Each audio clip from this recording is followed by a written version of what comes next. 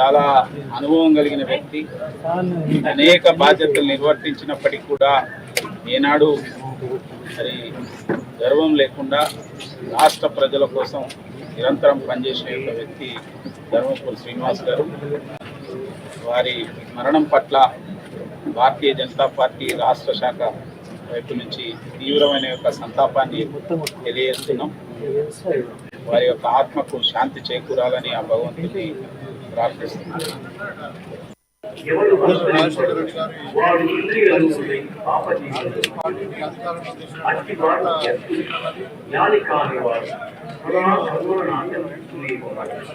మన జిల్లా వాడు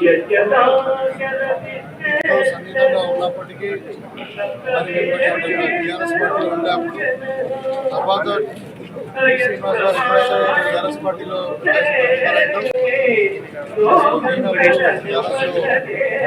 ఎమ్మెల్సీగా ఉంటే ఆయనతో 3 సంవత్సరాలు 4 సంవత్సరాలు వారి యొక్క రాజకీయ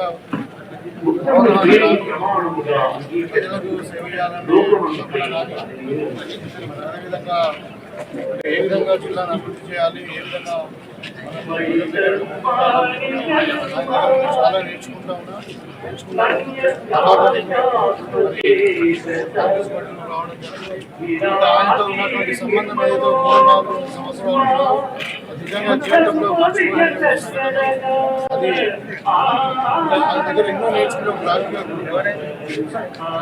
జిల్లాలో పెద్ద దిక్కుగా ఇవ్వాలి లేకపోవడం రాష్ట్రంలో కాంగ్రెస్ పార్టీలో అదేవిధంగా జిల్లాలో కాంగ్రెస్ పార్టీ జరుగుతుందని నేను భావిస్తాను.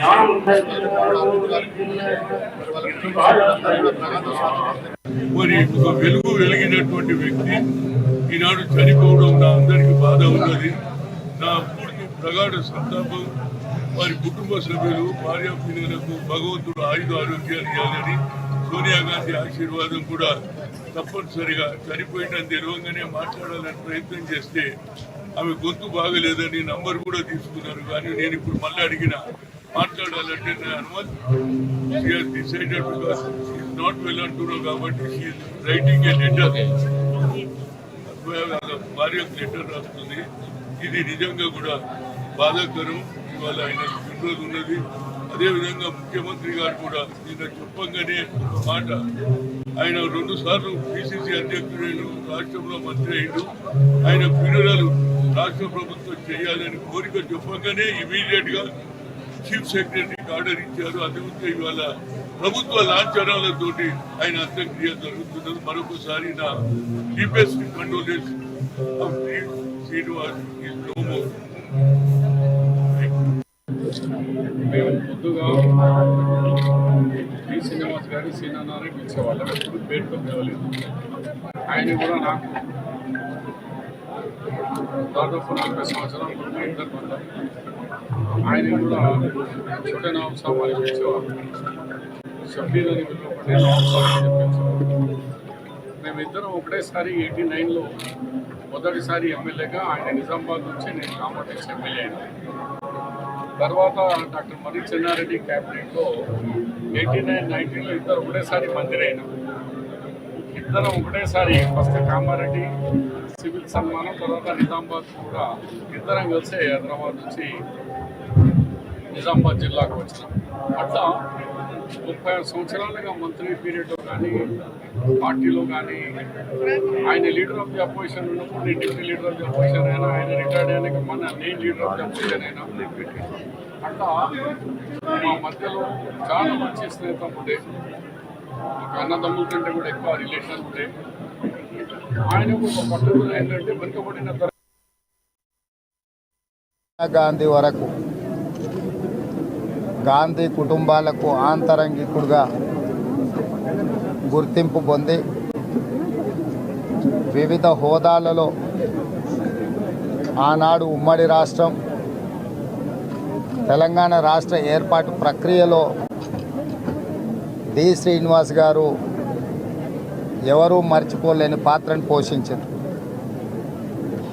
డి శ్రీనివాస్ గారి ప్రత్యేక చొరవ వల్ల 2004 సంవత్సరంలో వారు ఆనాడు ఉమ్మడి రాష్ట్ర పిసిసి అధ్యక్షుడిగా శ్రీమతి సోనియా గాంధీ గారికి తెలంగాణ రాష్ట్ర ఏర్పాటు అవసరాన్ని వారు గుర్తు చేయడం, వారి చొరవ వల్ల 2004లో కరీంనగర్లో శ్రీమతి సోనియా గాంధీ గారు తెలంగాణ రాష్ట్ర ఏర్పాటును ఆమోదించి తెలంగాణ 4 కోట్ల ప్రజలకు మాట ఇవ్వడం జరిగింది.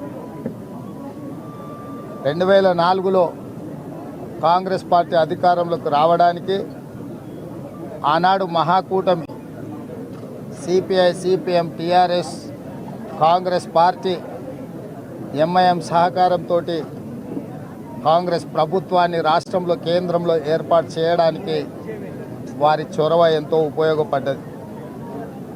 వారి యొక్క ఆలోచన విధానము, సమన్వయాన్ని దృష్టిలో పెట్టుకొని 2009లో ఎన్నికల సందర్భంగా మళ్ళీ శ్రీమతి సోనియా గాంధీ గారు ఆనాడు ఉమ్మడి రాష్ట్రంలో కాంగ్రెస్ పార్టీని అధికారంలోకి తేవాలి అని అంటే పెద్దలు డి శ్రీనివాస్ గారిని మళ్ళొకసారి పిసిసి అధ్యక్షుడిగా ఆనాడు శ్రీమతి సోనియా గాంధీ గారు నియమించడం జరిగింది. అంటే డి శ్రీనివాస్ గారి యొక్క పనితనము, వారి చొరవ, శ్రీమతి సోనియా గాంధీ గారికి వారికి ఉన్న అనుబంధము మనందరము గుర్తించి, అదేవిధంగా డి శ్రీనివాస్ గారు మధ్యలో కొన్ని అనివార్య పరిస్థితుల్లో పార్టీకి దూరమైన సెంట్రల్ హాల్లో డి శ్రీనివాస్ గారు ఎదురుపడితే శ్రీమతి సోనియా గాంధీ గారు, ఎందుకంటే నేనే ప్రత్యక్ష సాక్షిని, సీను హవారియు అని డి శ్రీనివాస్ గారిని పలకరియడం జరిగింది. అప్పుడు నేను డి శ్రీనివాస్ గారు మన పార్టీలో లేరు తెలుసు కదా మేడము అని అంటే, పార్టీలో లేకపోయినా డి శ్రీనివాస్ మన మనిషి, మనవాడు అని చెప్పి శ్రీమతి సోనియా గాంధీ గారు ఆప్యాయంగా డి శ్రీనివాస్ గారిని గుర్తించి పలకరించింది. ఆ తర్వాత డి శ్రీనివాస్ గారు నాతో మాట్లాడుతూ తిరిగి కాంగ్రెస్ పార్టీలో చేరాలనుకుంటున్నాను అని వారు ప్రస్తావించారు. నేను అడిగిన పెద్దలు శ్రీనివాస్ గారిని, మరి ఇప్పుడు మీరు రాజ్యసభలో ఉన్నారు, తిరిగి కాంగ్రెస్లోకి వస్తే మీరేమైనా పదవి ఆశిస్తున్నారా అని అంటే వారు ఒక్క మాట అన్నారు, నాకు ఎలాంటి పదవుల మీద వ్యామోహము, ఆశ లేదు. చిన్న కార్యకర్త నుంచి పిసిసి ప్రెసిడెంట్గా, మంత్రిగా ఎన్నో రకాలుగా కాంగ్రెస్ పార్టీ, గాంధీ కుటుంబం నన్ను ఆదరించి అవకాశాలు ఇచ్చి ఈ స్థాయికి ఎదగడానికి ఉపయోగపడ్డది. నేను చనిపోయినప్పుడు నా మీద కాంగ్రెస్ పార్టీ జెండా కప్పాలన్నదే ఏకైక కోరిక అని చెప్పి డి శ్రీనివాస్ గారు ప్రస్తావించడం జరిగింది. అందుకే నిన్న ఉదయం ఈ దురదృష్టకరమైన వార్త నాకు చేరిన ఎంబడే రాష్ట్ర ప్రభుత్వ అధికారులకు ఆదేశాలు ఇచ్చి అధికారిక లాంఛనాలతో డి శ్రీనివాస్ గారికి దహన సంస్కారాలను నిర్వహించండి, హుటాహుటిన మా డిప్యూటీ సీఎం బట్టి విక్రమార్క గారిని, శ్రీధర్ బాబు గారిని, ముఖ్యమైన నాయకులందరినీ డి శ్రీనివాస్ గారి ఇంటికి వెళ్ళి వారి పార్థివ దేహం మీద కాంగ్రెస్ పార్టీ జెండా కప్పి కాంగ్రెస్ పార్టీ తరఫున వారి యొక్క చివరి కోరికను నెరవేర్చే బాధ్యతను మా మంత్రివర్గ సహచరులకు ఇవ్వడం జరిగింది. ఈరోజు కూడా డి శ్రీనివాస్ గారికి, వారి కుటుంబానికి, వాళ్ళ పిల్లలతో నాకున్న సన్నిహితం, అదేవిధంగా డి శ్రీనివాస్ గారి మీద ఉన్న గౌరవం, వారు కాంగ్రెస్ పార్టీకి చేసిన ఎనలేని సేవలన్నిటిని దృష్టిలో పెట్టుకొని ఈరోజు ఇక్కడికి వచ్చి వారికి నివాళులు అర్పించడం జరిగింది. డి శ్రీనివాస్ కుటుంబం, కాంగ్రెస్ కుటుంబం, ఈ కుటుంబానికి ఎప్పుడు కాంగ్రెస్ పార్టీ అండగా నిలబడుతుంది. అదేవిధంగా వారి జ్ఞాపకార్థం కూడా తీసుకోవాల్సిన చర్యలు తెలంగాణ రాష్ట్ర ప్రభుత్వం తీసుకుంటుంది. ఈ కార్యక్రమాలు పూర్తి అయిన తర్వాత వాళ్ళ కుటుంబ సభ్యులతో చర్చించి ఏం చేస్తే బాగుంటుందో తప్పకుండా ఆ కార్యాచరణ చేపడతాం.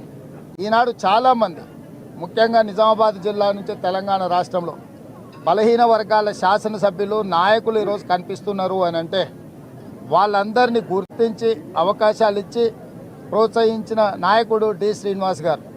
ఇక్కడ ఎరావత్ అనిల్ కావచ్చు, మధు యాస్కి గారు కావచ్చు, లేకపోతే ఈ జిల్లాలో అన్ని జిల్లాల కంటే ఎక్కువ ఈ జిల్లా నుంచి బలహీన వర్గాల ప్రాతినిధ్యం కూడా డి శ్రీనివాస్ గారు ఇచ్చి ప్రోత్సహించడం జరిగింది. కాంగ్రెస్ పార్టీకి సిద్ధాంతపరంగా, కాంగ్రెస్ పార్టీకి ఒక విశ్వాసపాత్రుడుగా డి శ్రీనివాస్ గారిని కోల్పోవడం కాంగ్రెస్కు తీరని నష్టం.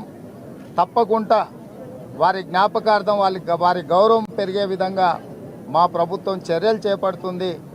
వారి కుటుంబానికి అండగా నిలబడడమే కాకుండా కాంగ్రెస్ పార్టీ పక్షాన శ్రీమతి సోనియా గాంధీ, శ్రీ రాహుల్ గాంధీ గారు ప్రత్యేకంగా వారి కుటుంబానికి తన యొక్క నివాళులు చెప్పమని రాహుల్ గాంధీ గారు నాకు చెప్పిండ్రు. ఢిల్లీలో పార్లమెంటు ఇతర అంశాల ఒత్తిడిలో ఉండి వాళ్ళు రాలేకపోయినరు. శ్రీమతి సోనియా గాంధీ గారు ప్రత్యేకంగా సందేశాన్ని పంపిస్తామన్నారు. రాహుల్ గాంధీ గారు కూడా నాకు ప్రత్యేకంగా వారి కుటుంబానికి తెలియజేయమని చెప్పిండు.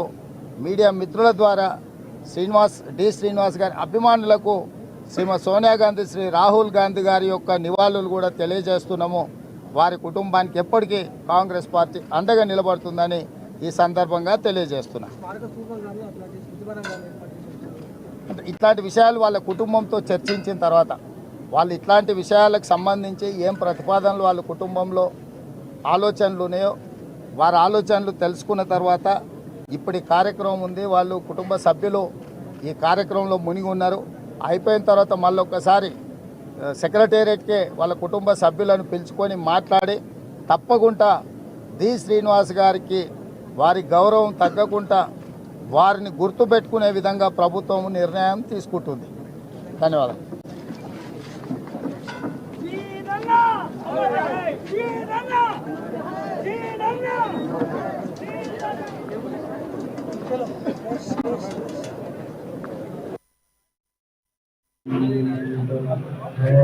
గౌరవనీయులు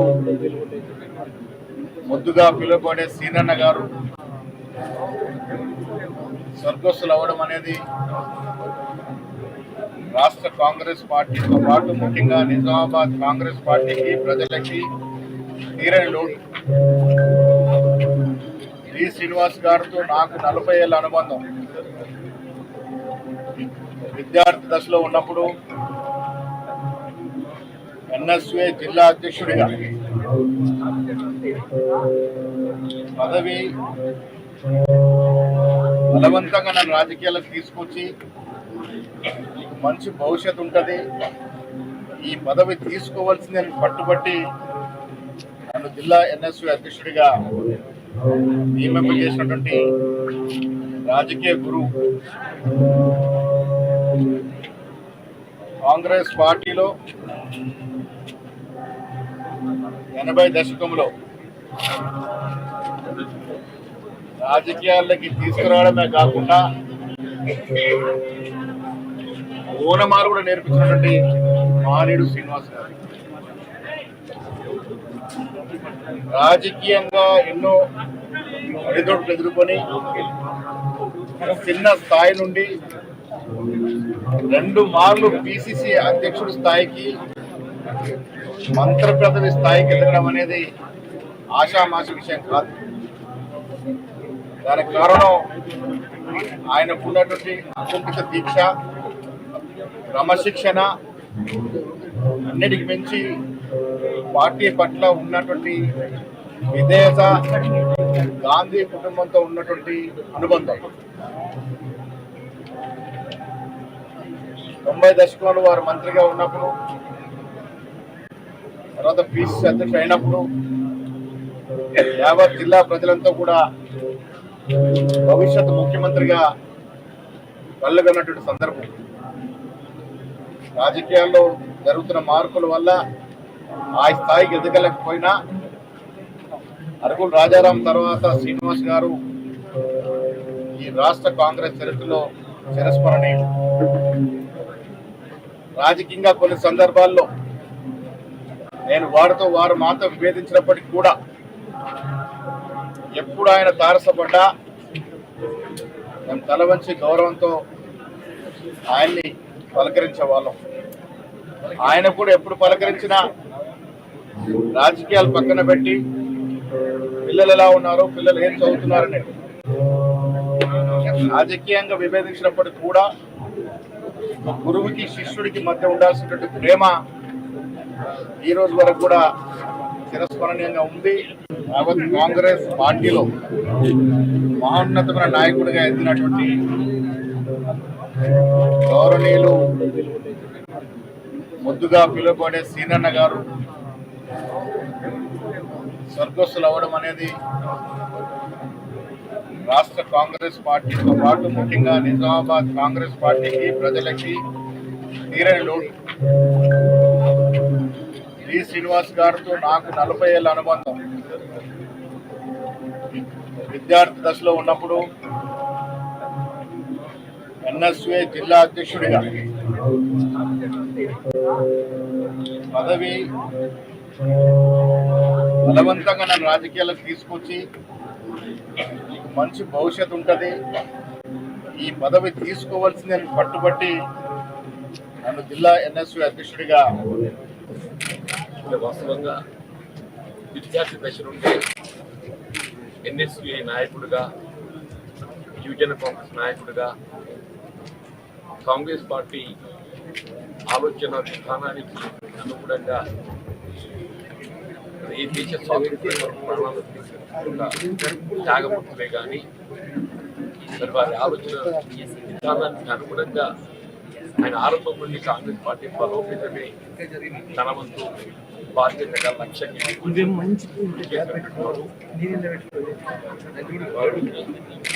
ఉమ్మడి ఆంధ్రప్రదేశ్ రాష్ట్రంలో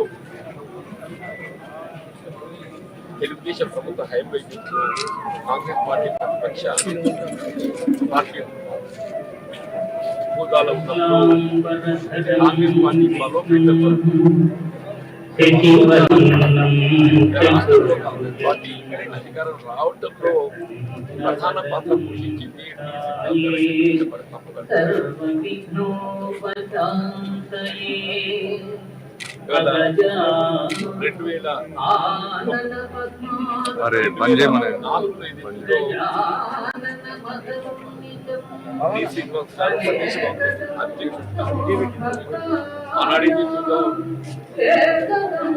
సురేంద్ర తెలంగాణ రాష్ట్ర గంగన పంజాబీ కాంగ్రెస్ వర్కింగ్ కమిటీ పంజాబీ వాయిస్ వారు సోనియా గాంధీ గారిని మెప్పించి